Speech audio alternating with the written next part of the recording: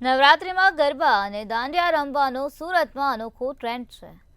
ખાસ કરીને નવરાત્રિના 9 દિવસ દરમિયાન સુરતની શેરીઓ સોસાયટીઓમાં ગરબા અને દાંડિયા નૃત્ય એકદમ સામાન્ય છે।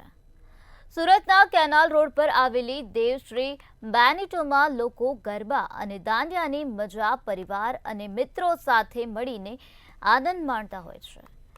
ધાર્મિક માન્યતાઓ અનુસાર નવરાત્રિ દરમિયાન દાંડિયા રમવું ખૂબ જ શુભ હોય છે, જેના કારણે 9 દિવસ સુધી દરરોજ સાંજે દેવી માતાની પૂજા કર્યા બાદ ત્યાં હાજર ભક્તો માતા દુર્ગાની મૂર્તિ સમક્ષ દાંડિયા કરે છે।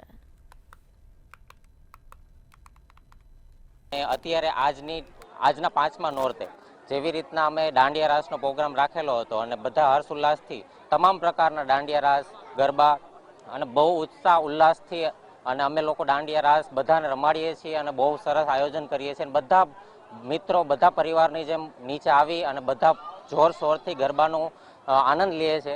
રંગોલીના રંગની જેમ માતા અમારે જીવનના બ્લેક એન્ડ વ્હાઇટ જીવનમાં રંગ પૂરી દે છે। આજે 5મો દિવસ છે, અમારે ત્યાં આજે દાંડિયા રાસ રમ્યા છે, બહુ જ મજા આવે છે। આખો દિવસ થાકી ગયા હોઈએ છીએ, પછી બી રાત્રે આવીને અમે ગરબા ખૂબ જ જોશથી રમીએ છીએ। આપણે ગરબા તો બહાર રમવા જઈએ છીએ, બહાર શીખવા જઈએ છીએ, પણ ગરબા રમવાની એ પણ નવરાત્રિમાં મજા તો પરિવાર સાથે જ આવે।